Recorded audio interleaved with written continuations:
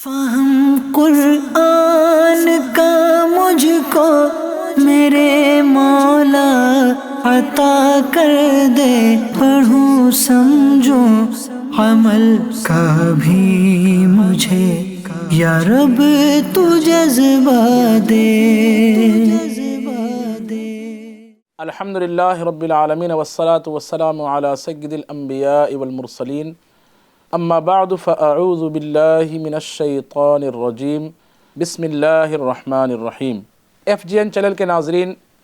ہم سلسلہ لے کر پھر سے آ گئے ہیں جس کا نام ہے درس قرآن۔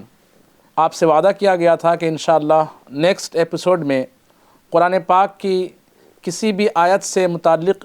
کسی خاص موضوع اور ٹاپک پر انشاءاللہ بات ہوگی۔ تو آج ہم آپ کے سامنے لے کر آئے ہیں ایک خصوصی موضوع جس کا نام ہے تقویٰ،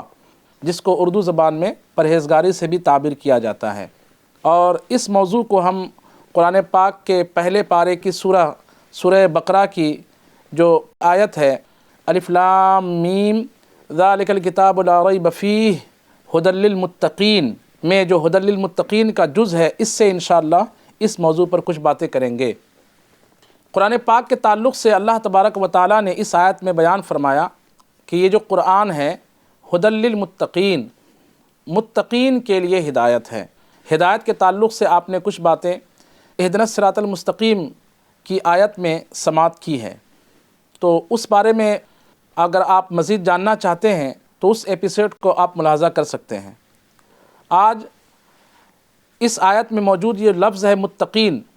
متقین سے متعلق، تقویٰ سے متعلق انشاءاللہ آج کچھ باتیں عرض کی جائیں گی۔ قرآن فرماتا ہے کہ یہ کتاب متقین کے لیے ہدایت ہے۔ ایک جگہ قرآن پاک میں آیا ہے ھدی للناس، یعنی یہ قرآن تمام لوگوں کے لیے ہدایت ہے۔ ہمارا یہ عقیدہ ہے کہ قرآن میں کوئی طرح کی تضاد بیانی نہیں ہے، یعنی قرآن کبھی بھی ایسی بات نہیں کرتا کہ جو آپس میں ٹکرائے، لیکن یہاں پر اگر ظاہری طور پر دیکھا جائے تو قرآن پاک میں یہاں فرمایا گیا ھدی للمتقین اور دوسرے مقام پر فرمایا گیا ھدی للناس، یعنی ایک جگہ فرمایا جا رہا ہے کہ قرآن صرف متقین کے لیے ہدایت ہے، اور دوسری جگہ فرمایا جا رہا ہے کہ قرآن تمام لوگوں کے لیے ہدایت ہے۔ تو کیا اس میں ٹکراؤ ہے؟ تو ناظرین، اس میں کوئی ٹکراؤ نہیں ہے، اس میں کوئی تضاد نہیں ہے۔ اصل میں قرآن پاک کی ان دونوں آیتوں میں تطبیق اس طرح دی گئی ہے، یعنی دونوں کے تضاد کو اس طرح ختم کیا گیا کہ مراد یہ ہے کہ قرآن ہدایت سب کے لیے ہے، لیکن ہدایت پائیں گے وہی لوگ جس کے دل میں تقویٰ کی کیفیت پیدا ہوگی، جس کے دل میں تقویٰ رہے گا۔ اس کو ایک مثال کے ذریعے علماء اس طرح بیان کرتے ہیں کہ آسمان سے جب بارش ہوتی ہے تو اس میں کوئی بھید بھاؤ بارش نہیں کرتی ہے کہ میں جو ہے وہ سوکھی زمین پر نہیں گروں گی اور ہری بھری زمین پر گروں گی۔ بارش کے قطرات یا بارش جو ہے اس طرح کے کوئی بھید بھاؤ نہیں کرتی ہے۔ جب بارش کا پانی برستا ہے تو وہ جس طرح بلڈنگ پر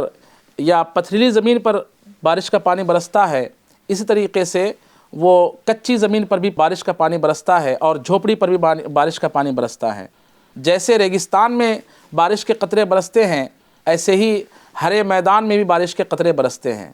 تو برسنا بارش کا سب کے لیے ہوا،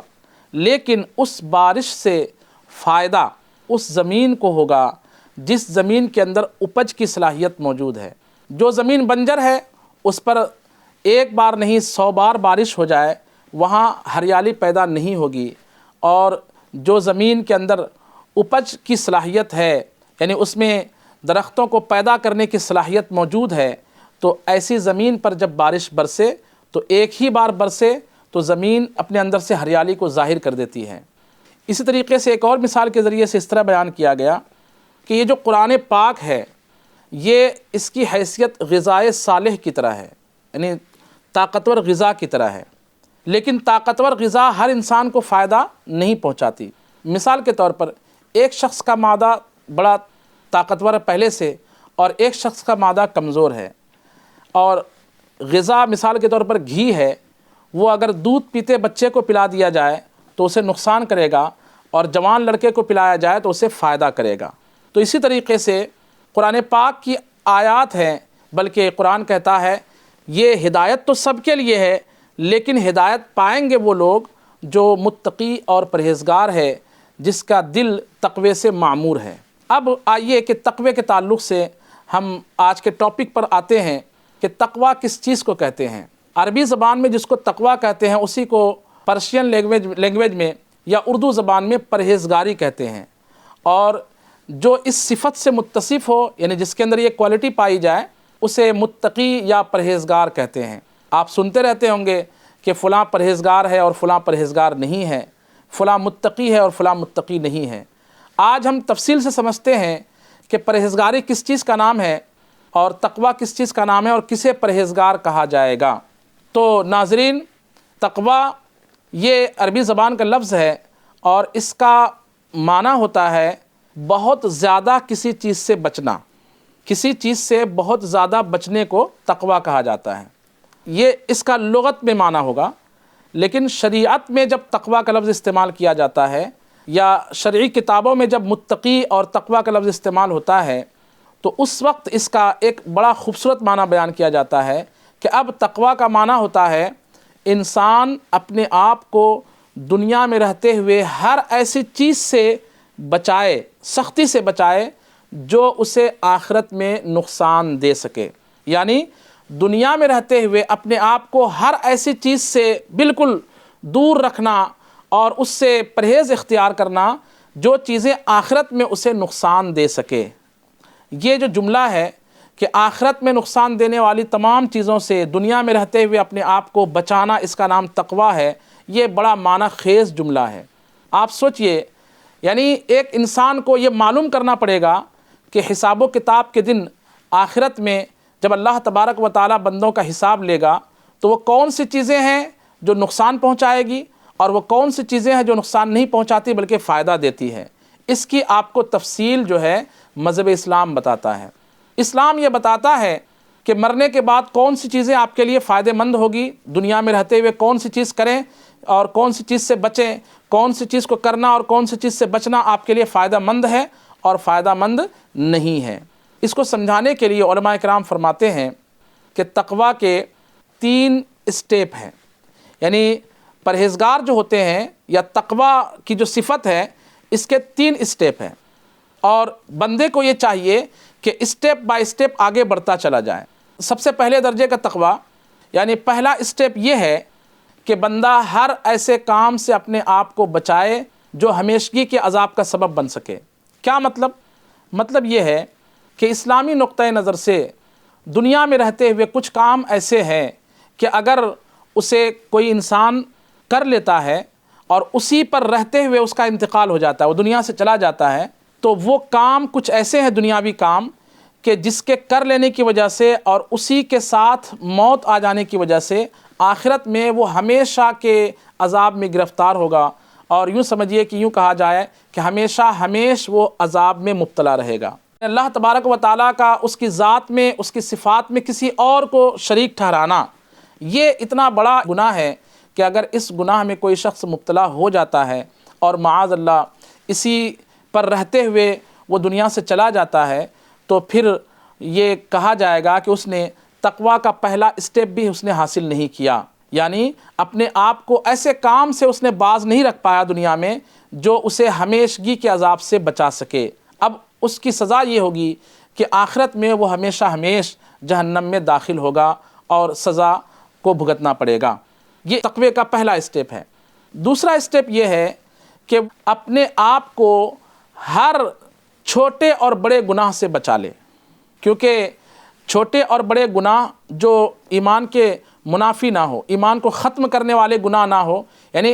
گناہ تو ہو لیکن ایسے گناہ نہ ہو کہ جس کی وجہ سے ایمان ہی ختم ہو جاتا ہے، لیکن ہو گناہ کا کام، جیسے شراب پینا اسلام میں حرام ہے، یا جھوٹ بولنا، یا ظلم کرنا، یا چوری کرنا، یا اس طرح کے اور جو حرام کام ہیں جس کی حرمت قرآن اور حدیث سے ثابت ہے، ہر ایسے کام سے بچانا بھی یہ تقوی کا دوسرا اسٹیپ ہے کہ جب بندہ اسلام کے دائرے میں آ جائے تو اب اس کی ذمہ داری یہ بنتی ہے کہ تقوی کے دوسرے اسٹیپ پر وہ پہنچے اور اپنے آپ کو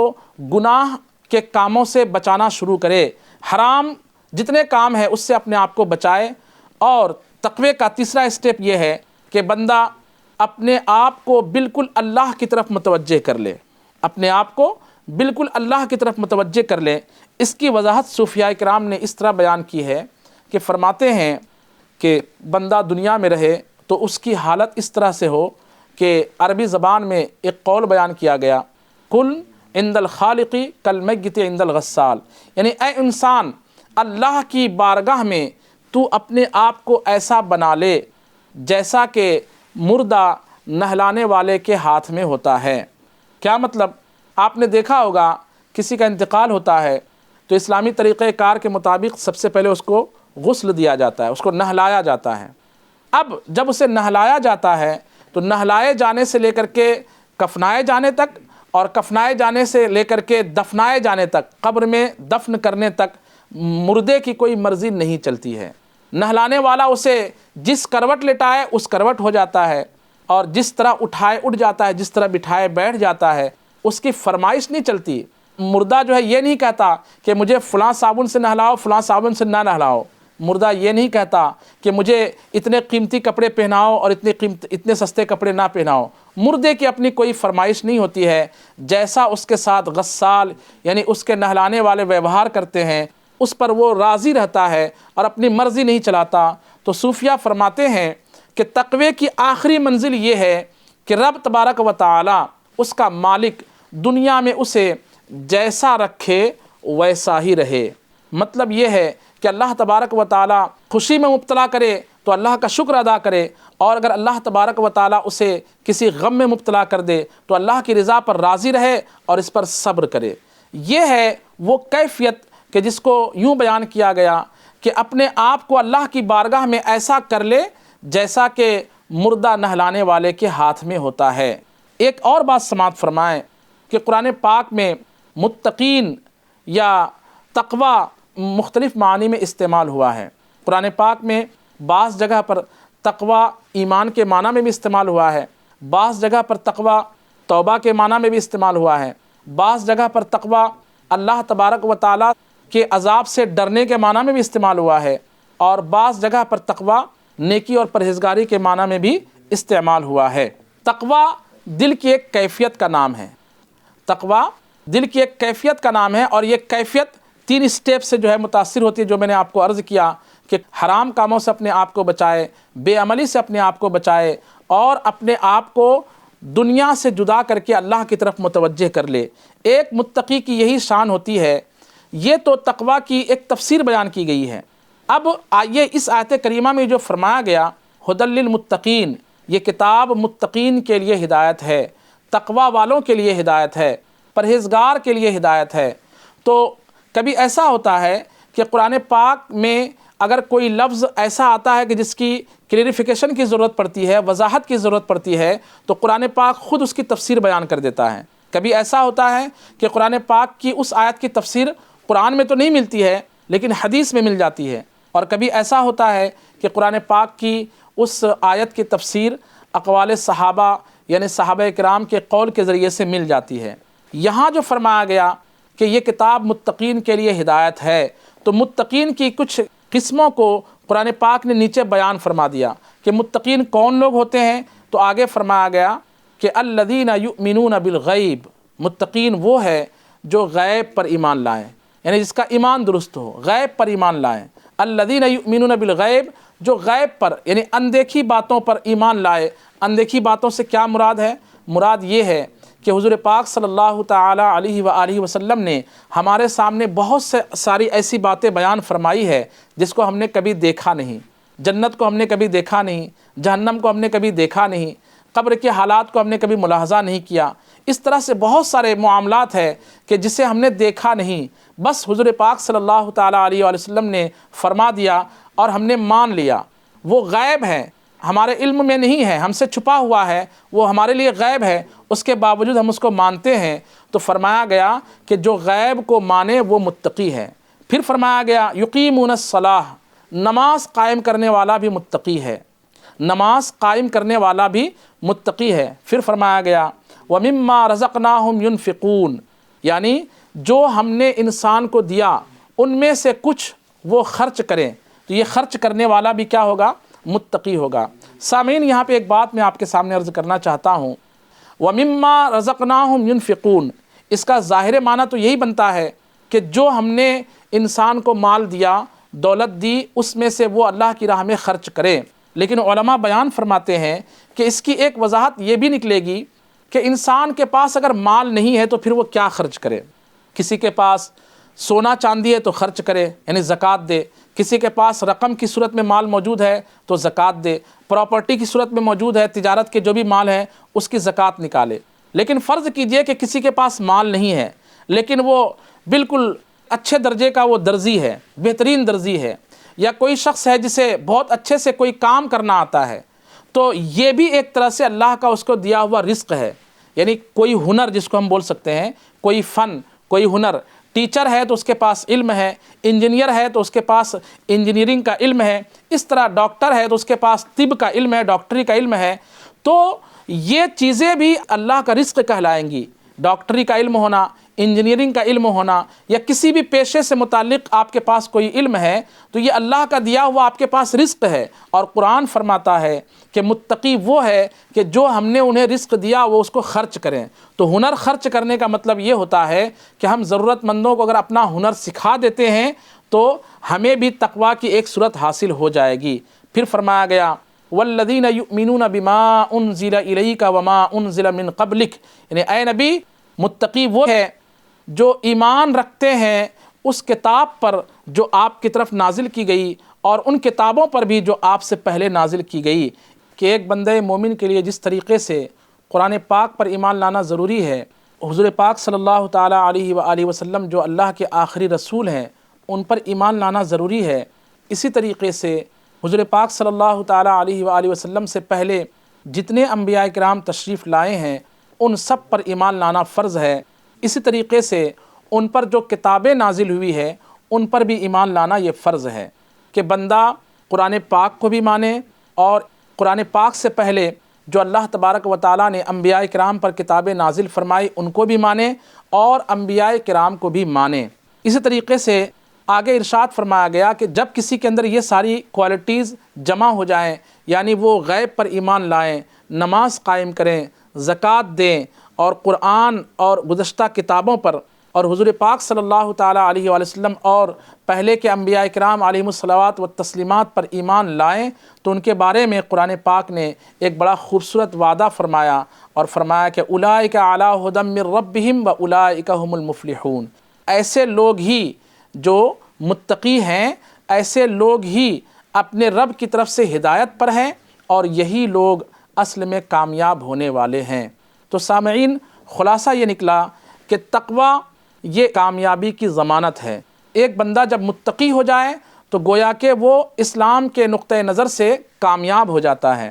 ہم نے دنیا میں عزتوں کا معیار مختلف چیزوں کو بنایا ہوا ہے۔ نارملی ہوتا یہ ہے کہ جو جتنا زیادہ مالدار اور پیسے والا ہوتا ہے اس کی اتنی زیادہ عزت کی جاتی ہے، یا جو جتنا زیادہ مشہور ہے اس کی زیادہ عزت کی جاتی ہے، یا جو جتنا زیادہ طاقتور ہے اس کی زیادہ عزت کی جاتی ہے اور اس کو لوگ معزز سمجھتے ہیں۔ لیکن قرآنی نقطۂ نظر سے عزت کا یہ معیار نہیں ہے۔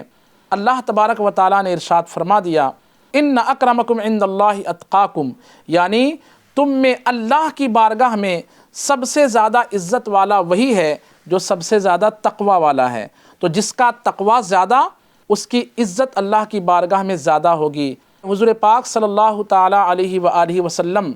چونکہ سب سے زیادہ کائنات میں سب سے زیادہ اللہ کی معرفت والے ہیں، اللہ کا علم رکھنے والے ہیں، اللہ کی معرفت والے ہیں، اسی لیے سب سے بڑے متقی کائنات میں حضور پاک صلی اللہ تعالیٰ علیہ وآلہ وسلم ہیں۔ اور ان کے بعد انبیاء کرام سب سے بڑے متقی ہیں، اور ان کے بعد یعنی نبیوں کے علاوہ امتیوں میں چاہے وہ کسی بھی نبی کی امت ہو ان میں سب سے بڑے متقی جناب حضرت سیدنا ابو بکر صدیق رضی اللہ تعالیٰ عنہ کی ذات گرامی ہے۔ ان کے بعد خلفائے ثلاثہ یعنی حضرت عمر فاروق اعظم، حضرت عثمان غنی اور حضرت سیدنا مولا علی کرم اللہ تعالیٰ وجہہ الکریم و رضوان اللہ تعالیٰ علیہم اجمعین، یہ امت میں سب سے زیادہ تقوی والے ہیں کیونکہ ان کو اللہ تبارک و تعالیٰ کی معرفت زیادہ حاصل ہے۔ یاد رکھیے،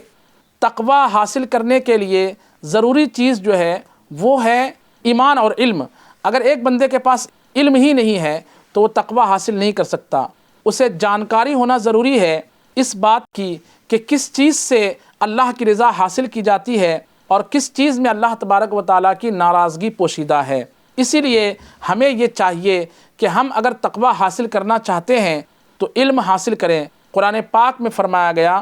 انما یخشی اللہ من عبادہ العلماء،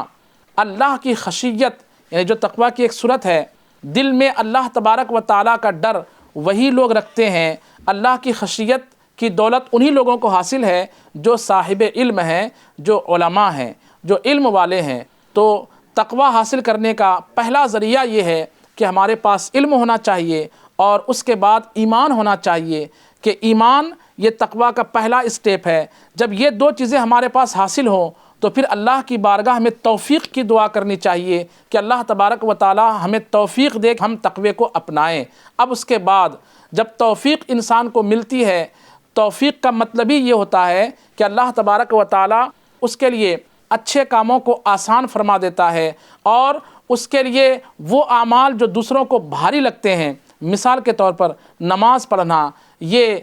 غیر متقی کے لیے بھاری ہے۔ قرآن پاک میں فرمایا گیا کہ نماز پڑھنا بھاری ہے الا علی الخاشعین الذین یظنون انہم ملاقو ربہم وانہم الیہ راجعون، یعنی یہ نماز پڑھنا بھاری ہے مگر کچھ لوگ ہیں جن کے لیے نماز پڑھنا بہت مزے کی بات ہے، انہیں نماز پڑھنے میں سرور آتا ہے، لذت ملتی ہے، مزہ آتا ہے۔ یہ کون لوگ ہیں؟ تو فرمایا الخاشعین، جو اللہ تبارک و تعالیٰ سے ڈرنے والے لوگ ہیں، یظنون انہم ملاقو ربہم وانہم الیہ راجعون، جن کا یہ عقیدہ ہے، دل میں یہ خیال جمع ہوا ہے کہ ایک نہ ایک دن ہمیں مر کر جانا ہے اور اللہ کی بارگاہ میں پیش ہونا ہے۔ تو جنہیں اللہ کی بارگاہ میں حاضر ہونے کا خیال ہے، خیال بمعنی عقیدہ ہے، یقین ہے، مانتے ہیں کہ موت کے بعد ہمیں اللہ کی بارگاہ میں حاضر ہونا ہی ہونا ہے اور یہ دنیاوی زندگی فانی زندگی ہے، بلکہ یہ زندگی موت کی ہی نشانی ہے، یہ زندگی موت کی ہی نشانی ہے اور یہ زندگی فانی ہے، مر کر آخر ہمیں اللہ کی بارگاہ میں پیش ہونا ہے۔ جن کا یہ عقیدہ ہوتا ہے، جن کا یہ ایمان ہوتا ہے، جو اللہ تبارک و تعالیٰ سے اس طرح سے ڈرنے والے ہوتے ہیں، ان کے لیے نیک اعمال مشقت بھرے نہیں ہوتے، اس میں آسانیاں پیدا ہو جاتی ہے، اور نیک اعمال میں جتنی زیادہ آسانیاں پیدا ہوگی انسان تقوی کی طرف اتنا ہی زیادہ گامزن ہوتا چلا جائے گا، اور ایک وقت وہ ہوگا کہ دنیا میں رہنے کے باوجود وہ اللہ کا ہو جائے گا۔ تو آج کا ایپیسوڈ یہیں پر ختم ہوتا ہے۔ انشاءاللہ نیکسٹ ایپیسوڈ میں قرآن پاک کی آیت سے متعلق کسی اور موضوع کو لے کر کے آپ کے سامنے حاضر ہوں گے۔ تب تک آپ اپنا خیال رکھیں اور دیکھتے رہیے FGN چینل۔ فہم قرآن کا مجھ کو میرے مولا عطا کر دے، پڑھوں سمجھوں عمل کا بھی مجھے یا رب تو جذبہ دے۔